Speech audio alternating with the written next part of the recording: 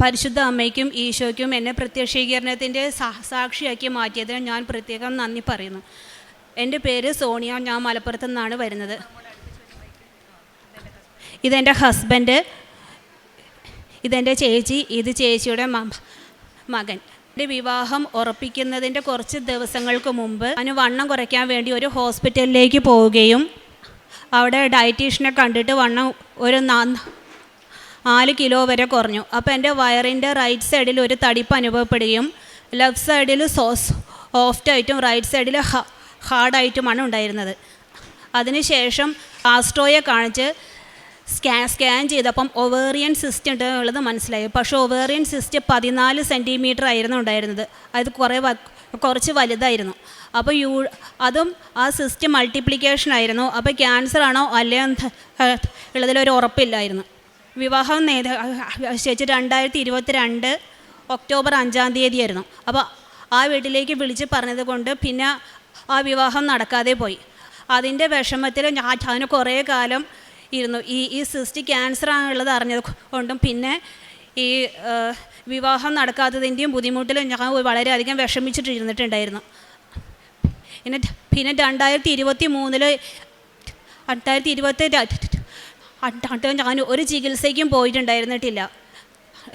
ഒരു ഒക്ടോബർ 19-ാം തീയതി ഇവിടെ വന്ന് ഉടമ്പടി എടുത്തു കഴിഞ്ഞതിന് ശേഷം ഇത് ക്യാൻസർ അല്ലാതിരിക്കണേന്ന് എപ്പോഴും പ്രാർത്ഥിക്കാറുണ്ടായിരുന്നു. പക്ഷേ എനിക്ക് ആ ഉടമ്പടി തീരെ വയ്യാത്തത് കൊണ്ട് ഉടമ്പടി പൂർത്തിയാക്കാൻ എനിക്ക് പറ്റിയിട്ടുണ്ടായിരുന്നിട്ടില്ല. ഇന്ന് എൻ്റെ ചേച്ചിയാണ് ഉടമ്പടി എടുത്തത്. 2023 സെപ്റ്റംബർ മാസത്തിലാണ് ആ ഒവേറിയൻ സിസ്റ്റ് റിമൂവ് ചെയ്തത്. അപ്പോൾ 14 സെൻറ്റിമീറ്ററിൽ നിന്ന് അത് 40 സെൻറ്റിമീറ്റർ ആയിട്ട് വലുതായിട്ടുണ്ടായിരുന്നു. അതായത് MRI സ്കാനിങ്ങിൻ്റെ ആ സ്കാനിങ്ങിൻ്റെ ഉള്ളിലേക്ക് കയറ്റാൻ പോലും കഴിയാത്ത വിധത്തിൽ അത്രയും വലുതായിട്ടായിരുന്നു സിസ്റ്റ് ഉണ്ടായിട്ടുണ്ടായിരുന്നത്. എന്നിട്ട് സർജറി കഴിഞ്ഞതിന് ശേഷം സർജറിക്കിടയിൽ എനിക്ക് ശ്വാസം നിലയ്ക്കുകയും പിന്നെ ഇൻറ്റേർണൽ ഓർഗൻസിൽ കിഡ്നിയിലും അവിടെയും ഇവിടെയൊക്കെ ഈ സിസ്റ്റ് ഒട്ടിപ്പിടിച്ചിട്ടുണ്ടോ എന്ന് അറിയാതെ ഒരുപാട് അത് എങ്ങനെ എടുക്കും എന്ന് അറിയാതെ ഡോക്ടേഴ്സ് വളരെയധികം ബുദ്ധിമുട്ടിയിട്ടുണ്ടായിരുന്നു. അപ്പോൾ പപ്പയോടും ചേച്ചിയോടും ഡോക്ടേഴ്സ് വന്നിട്ട് പ്രാർത്ഥിക്കാൻ പറഞ്ഞു. അപ്പോൾ അവർ പരിശുദ്ധ അമ്മയോട് പ്രാർത്ഥിച്ചതിൻ്റെ ഫലമായിട്ട് എൻ്റെ സിസ്റ്റ് എവിടെയും ഒരു ഇൻറ്റേർണൽ ഓർഗൻസിലും ഒട്ടിപ്പിടിക്കാതെ അത് എടുക്കാൻ പറ്റി. എനിക്ക് ഒരു ഇൻറ്റേർണൽ ഓർഗൻസിനും കേടുപാടുകൾ പറ്റാതെ വന്നു. പിന്നെ ബയോപ്സിക്ക് കൊടുത്തപ്പം അതിൽ ക്യാൻസർ ഒന്നും, ഒരു വർഷമായിട്ടും അതിൽ ക്യാൻസറിൻ്റെ ഒരു സെല്ല് പോലും ഇല്ലായിരുന്നു. അതിനുശേഷം ഒരു 2024 ഈ കൃപാസനത്തിൻ്റെ 2024 ഫെബ്രുവരിയിൽ കൃപാസനത്തിൻ്റെ ഒരു ചൊവ്വാഴ്ച ധ്യാനം കേട്ടുകൊണ്ടിരിക്കുമ്പം ഇപ്പോൾ എൻ്റെ ഹസ്ബൻഡ് ഫോണിൽ ഇങ്ങനെ വിളിച്ചുകൊണ്ടിരുന്നു. അപ്പം ഞാൻ വിചാരിച്ചു ഇവരുടെ കല്യാണം കഴിഞ്ഞിട്ടുണ്ടാവും, പിന്നെ എന്തിനാണ് ഫോൺ വിളിക്കുന്നതെന്ന് വിചാരിച്ചു. അപ്പം ഞാൻ എടുക്കാതിരുന്നു. ഇന്ന് ചൊവ്വാഴ്ച ആയതുകൊണ്ട് ധ്യാനം കേട്ടുകൊണ്ടിരിക്കുന്നത് കൊണ്ടും ഞാൻ ഫോൺ കട്ട് ചെയ്തു. പക്ഷെ കട്ട് ചെയ്തപ്പോൾ അത് കോളായി പോയിട്ട് കല്യാണം കഴിഞ്ഞിട്ടില്ല, എന്നെ കല്യാണം കഴിക്കാൻ താല്പര്യമുണ്ട് എന്നുള്ളത് പറഞ്ഞു. എനിക്ക് എൻ്റെ രോഗം ഈ സിസ്റ്റ് ക്യാൻസർ അല്ലാതെ ഇരുന്നതിനും ആ വലിയ സിസ്റ്റ് ഒരു ഇൻറ്റേർണൽ ഓർഗൻസിനും കേടുകൂടാതെ എടുക്കാൻ പറ്റിയതിനും അവൻ ആഗ്രഹിച്ചതുപോലെ എൻ്റെ വിവാഹം നടത്തി തന്നതിനും മുടങ്ങിപ്പോയ വിവാഹം തന്നെ നടത്തി തന്നതിനും അവന് മാതാവിനും ഈശോയോടും നന്ദി പറയുന്നു. എൻ്റെ പേര് സീന, ഞാൻ മലപ്പുറത്തു നിന്നാണ് വരുന്നത്. അനിയത്തി പറഞ്ഞതുപോലെ ആദ്യം ഉടമ്പടി എടുത്തത് അനിയത്തി ആയിരുന്നു. 2022 ഒക്ടോബർ 19-ാം തീയതിയാണ് അവൾ എടുത്തത്. അതിനുശേഷം ശാരീരിക ബുദ്ധിമുട്ടുകളൊക്കെ ഉണ്ടായത് കാരണം ശരിയായ രീതിയിൽ ഉടമ്പടിയൊന്നും മുന്നോട്ട് പോകാനായിട്ട് പറ്റിയില്ല. പിന്നെ പപ്പ വന്ന് എടുക്കാമെന്ന് വിചാരിച്ചപ്പം പപ്പയ്ക്ക് പ്രായം കൂടുതലായത് കാരണം ഉടമ്പടി എടുക്കാൻ പറ്റിയില്ല. പിന്നെ അതിന് ശേഷമാണ് ഞാൻ ഉടമ്പടി എടുത്തത്. അതായത് 2023 ഏപ്രിൽ 12-ാം തീയതിയാണ് ഞാൻ ഉടമ്പടി എടുത്തത്. ഇതേപോലെ അനിയത്തിയുടെ കാര്യം, സിസ്റ്റിൻ്റെ കാര്യമൊക്കെ അതിൽ വെച്ചിട്ടുണ്ടായിരുന്നു. പിന്നെ എൻ്റെ മോൻ്റെ അഡ്മിഷൻ വെച്ചിട്ടുണ്ടായിരുന്നു. അനിയത്തിയുടെ കാര്യമൊക്കെ ഇപ്പോൾ അനിയത്തി പറഞ്ഞല്ലോ. അപ്പം ഞങ്ങൾ കൃപാസനത്തെക്കുറിച്ചൊന്നും ഇതുവരെ ആരും തന്നെ അറിയുണ്ടായിരുന്നിട്ടില്ല, ഇതുവരെ കേട്ടിട്ടും ഉണ്ടായിരുന്നിട്ടില്ല. അത് പറയണമെന്ന് തോന്നി. കാരണം അനിയത്തി ഇങ്ങനെ വിഷമിച്ച് വളരെ മാനസികമായിട്ടും ഉള്ള ഒരു വലിയ ബുദ്ധിമുട്ടിൽ ഞങ്ങളെ കുടുംബം ഇരിക്കുന്ന സമയത്ത് ഇവളിങ്ങനെ ഓരോ യൂട്യൂബിലൂടെ ഓരോ മരണപ്പാട്ടുകളൊക്കെ ഇങ്ങനെ കേട്ടുകൊണ്ടിരിക്കുന്ന സമയത്താണ് ഈ കൃപാസനത്തിലെ ഒരു സാക്ഷ്യം കേൾക്കാനിടയായത്. അതായത് ചങ്ങനാശ്ശേരിയിലുള്ള ഒരാളുടെ സാക്ഷ്യം കേൾക്കാനിടയായത്. അങ്ങനെയാണ് കൃപാസനത്തെക്കുറിച്ച് അറിഞ്ഞത്. അങ്ങനെയാണ് ഇവിടെ മാതാവിലും ഇങ്ങോട്ട് കൃപാസനത്തേക്ക് വന്ന് ഉടമ്പടി എടുക്കാനുണ്ടായതും ഉള്ള കാര്യങ്ങളൊക്കെ. പിന്നെ എൻ്റെ മകൻ്റെ കാര്യത്തിന് വേണ്ടിയിട്ട് ഞാൻ കൊടുത്തിട്ടുണ്ടായിരുന്നു. മകന് ഫസ്റ്റ് സ്റ്റാൻഡേർഡിൽ KVയിൽ അഡ്മിഷൻ കിട്ടാൻ വേണ്ടിയിട്ട് ഞാൻ കൊടുത്തിട്ടുണ്ടായിരുന്നു. അത് ഇതേപോലെ ഇവിടുന്ന് ഏപ്രിൽ ഉടമ്പടി എടുത്ത് പോയി പത്രമൊക്കെ വാങ്ങിച്ച് കൊണ്ടുപോയി. അങ്ങനെ പത്രമൊക്കെ കൊടുക്കാൻ ചെറിയൊരു മടിയൊക്കെ ഉണ്ടായിരുന്നു ആദ്യം. അപ്പം ഞാൻ കുറച്ച് പത്രമൊക്കെ എൻ്റെ ഹസ്ബൻഡിൻ്റെ വീട് വയനാടാണ്, അവിടെയൊക്കെ കൊണ്ട് കൊടുത്തു. പിന്നെയും ബാക്കി പത്രമുണ്ട്. അപ്പോൾ എന്നോട് എൻ്റെ അനിയത്തി പറഞ്ഞു, മുഴുവൻ പത്രവും നാളെ കൊടുക്കണം നീ എന്ന് പറഞ്ഞു. അപ്പം മുഴുവൻ പത്രവും നാളെ കൊടുക്കണം എന്ന് പറഞ്ഞപ്പോൾ ഞാൻ പറഞ്ഞു എന്നാൽ കൊടുക്കാമെന്ന് പറഞ്ഞു.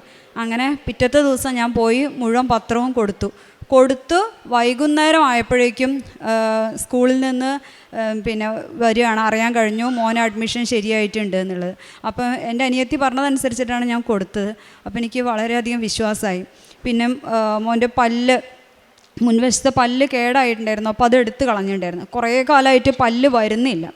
അപ്പം അനിയത്തിയാണ് ഉടമ്പടി തൈലം പല്ലിൻ്റെ സ്ഥാനത്ത് തേച്ച് പ്രാർത്ഥിച്ചത്. അങ്ങനെ പ്രാർത്ഥിച്ചതിൻ്റെ ഫലമായിട്ട് 2-3 ദിവസം കഴിഞ്ഞപ്പോഴേക്കും ചെറിയ രീതിയിൽ അവിടുന്ന് പല്ല് വരാൻ തുടങ്ങി. അതും ഉണ്ടായിരുന്നു.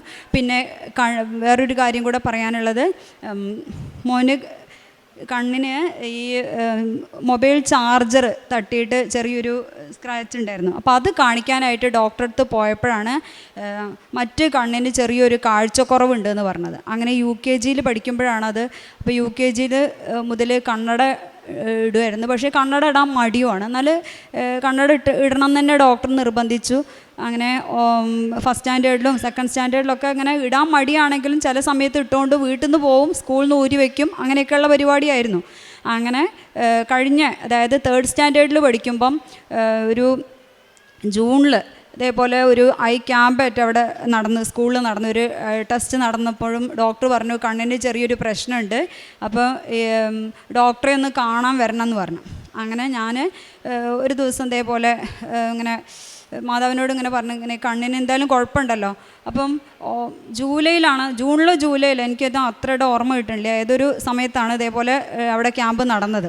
അപ്പം ഞാൻ പറഞ്ഞു, മനസ്സിലിങ്ങനെ വിചാരിച്ചു, മാതാവേ ഈ മാതാവിൻ്റെ ഓഗസ്റ്റ് 15-ാം തീയതി ആകുമ്പോൾ ഞാൻ മോനെയും കൊണ്ട് ഡോക്ടറെ അടുത്ത് പോകുമ്പം ഇവൻ്റെ കണ്ണിന് ഒരു കുഴപ്പവും ഉണ്ടാവരുതെന്ന് പറയണം. അപ്പം ഞാൻ എന്നിട്ട് എന്നും മോൻ്റെ കണ്ണിൻ്റെ 2 പോളയിലും ഈ ഉടമ്പടി തൈലം ഇട്ടിട്ട് ഇങ്ങനെ പ്രാർത്ഥിച്ച് നിൽക്കും. പിന്നെ ഓഗസ്റ്റ് 15-ാം തീയതി ഞാൻ പോയുമില്ല.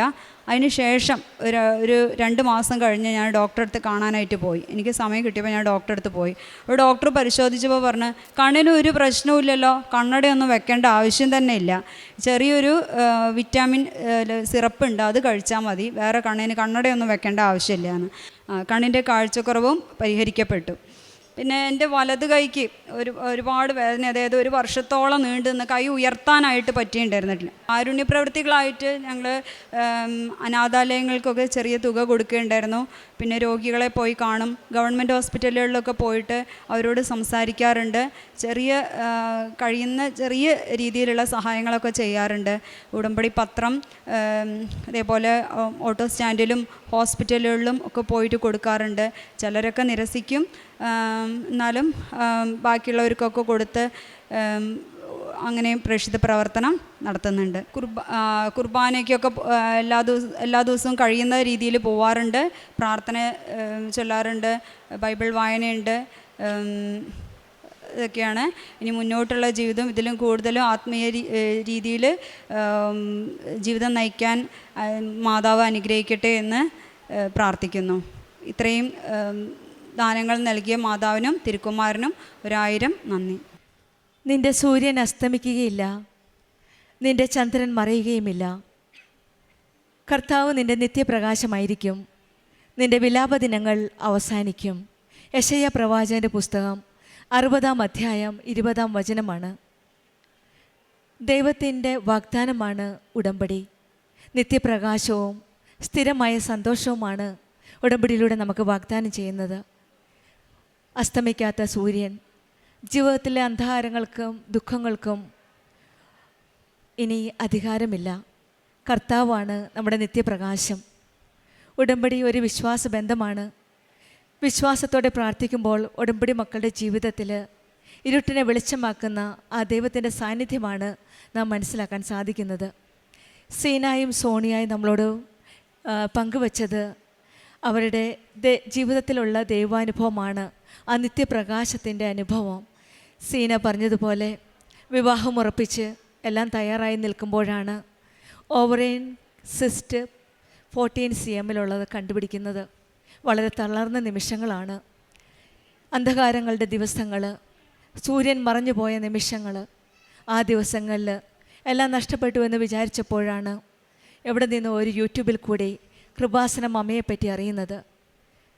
പരിശുദ്ധ അമ്മ ജീവനോടെ പ്രത്യക്ഷപ്പെട്ട ഈ ആലയത്തിൽ വന്ന് ഉടമ്പടി എടുക്കുകയും പിന്നീട് പ്രാർത്ഥിക്കുകയും ചെയ്തതിൻ്റെ ഫലമായിട്ട് വീണ്ടും ഒക്ടോബർ 19 ഉടമ്പടി എടുത്ത് ടെസ്റ്റ് ചെയ്യാൻ പോയപ്പോൾ ഉടമ്പടി എടുത്ത് ടെസ്റ്റ് ചെയ്തപ്പോഴാണ് ഒരേ ഒരു നിയോഗമാണ് വെച്ചത്. പരിശുദ്ധ അമ്മയോട് പ്രാർത്ഥിച്ചു, അമ്മേ ഇത് ക്യാൻസർ ആവരുതേ എന്ന്. വിവാഹം നിശ്ചയിച്ചത് മാറിപ്പോയി. 14 cm ഉണ്ടായിരുന്ന സിസ്റ്റ് ഇപ്പോൾ 40 cm ആയി.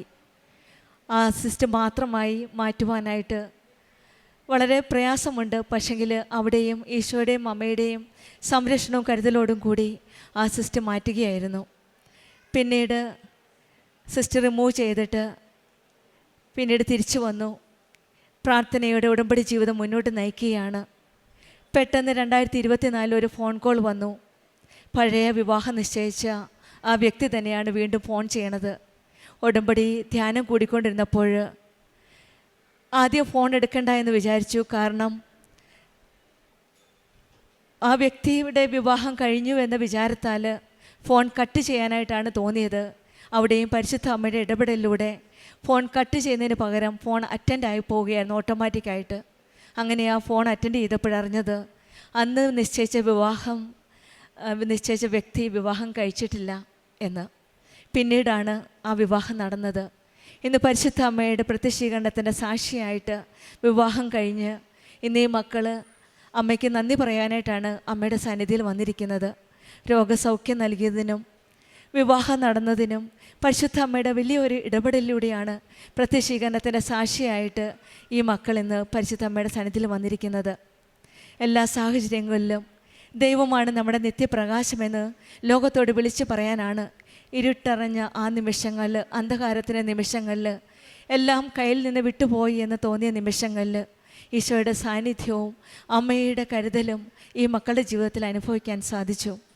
കൃപാസനം അമ്മയുടെ മധ്യസ്ഥതയിൽ നമ്മുടെ ദുഃഖ ദിവസങ്ങളിൽ നിത്യപ്രകാശത്തിൽ നിറയ്ക്കണമേ എന്ന് നമുക്ക് പ്രാർത്ഥിക്കാം. കൃപാസനം അമ്മ തന്നെ നമ്മുടെ കരം പിടിച്ച് ആ നിത്യപ്രകാശത്തിലേക്ക് നമ്മെ അവരെയും നയിക്കട്ടെ എന്ന് നമുക്ക് പ്രാർത്ഥിക്കാം. അതുപോലെ തന്നെയാണ് സോണിയയുടെ സാക്ഷ്യത്തിലും മകന് ലഭിച്ച രോഗസൗഖ്യവും ഉടമ്പടി വസ്തുക്കളുടെ ഉപയോഗത്തിലൂടെ മകൻ്റെ രോഗസൗഖ്യങ്ങളും ഈശോയുടെ അമ്മയുടെ ഇടപെടലും കരുതലുമെല്ലാം സോണിയ സാക്ഷ്യപ്പെടുത്തിയിട്ട് അവിടെയും ഈശോയുടെയും അമ്മയുടെയും ഒരു സാന്നിധ്യമാണ് നാം കാണുന്നത്. പരിശുദ്ധ അമ്മയുടെ ചേർന്ന് നിന്ന് നാം ഓരോ കാര്യം പ്രാർത്ഥിക്കുമ്പോഴും എപ്പോഴും നമ്മുടെ കൂടെയുള്ള നമ്മളെ കരുതുന്ന ഒരമ്മയാണ്. സുഭാഷിതം 23:18 പറയുന്നത്, എപ്പോഴും ദൈവഭക്തിയിൽ ഉറച്ചു നിൽക്കുക, തീർച്ചയായും നിനക്കൊരു ഭാവിയുണ്ട്, നിൻ്റെ പ്രതീക്ഷകൾക്ക് ഭംഗം നേരിടുകയില്ല. നമ്മുടെ പ്രതീക്ഷകളെല്ലാം പരിശുദ്ധ അമ്മയുടെ ഈശോയുടെ കരങ്ങളിൽ സമർപ്പിച്ചുകൊണ്ട് കൂടുതൽ തീഷ്ണതയോടെ, കൂടുതൽ ആത്മാർത്ഥതയോടെ നമ്മുടെ ഉടമ്പടി ജീവിതം മുന്നോട്ട് നയിക്കാം. നമ്മുടെ സൂര്യൻ അസ്തമിക്കുകയില്ല, ചന്ദ്രൻ മറയുകയുമില്ല. ആ നിത്യപ്രകാശത്തിലേക്ക് നമ്മുടെ വിലാപദിനങ്ങൾ അവസാനിക്കുമെന്ന പ്രതീക്ഷയോടെ ആ നിത്യപ്രകാശത്തിലേക്ക് നമ്മുടെ ജീവിതം മുന്നോട്ട് നയിക്കാം. പരിശുദ്ധ അമ്മയുടെ കരങ്ങൾ പിടിച്ചുകൊണ്ട് നാം നമ്മുടെ ആത്മീയ ജീവിതം ആത്മാർത്ഥതയോടെ, വിശ്വസ്തയോടെ മുന്നോട്ട് നയിക്കാനുള്ള കൃപ ലഭിക്കട്ടെ എന്ന് പ്രാർത്ഥിക്കാം. സോണിയയ്ക്കും സീനയ്ക്കും കുടുംബത്തിൽ ലഭിച്ച എല്ലാ അനുഗ്രഹങ്ങൾക്കും നമ്മൾക്ക് കരങ്ങളടിച്ച് ദൈവത്തെ മഹത്വപ്പെടുത്താം. യേശുവേ നന്ദി, യേശുവേ സ്തുതി, ആവേ മരിയ. അത്യപൂർവ ദൈവാനുഭവങ്ങൾ ഇനി നിങ്ങൾക്കും സ്വന്തം. ഈ യൂട്യൂബ് യൂട്യൂബ് ചാനൽ ഇതുവരെ സബ്സ്ക്രൈബ് ചെയ്തിട്ടില്ലെങ്കിൽ ഇപ്പോൾ തന്നെ സബ്സ്ക്രൈബ് ചെയ്യുക. ഈ വീഡിയോ ഇപ്പോൾ തന്നെ നിങ്ങളുടെ സുഹൃത്തുക്കൾക്ക് ഷെയർ ചെയ്തുകൊണ്ട് കർത്താവിൻ്റെ പ്രേക്ഷിതരാകുക.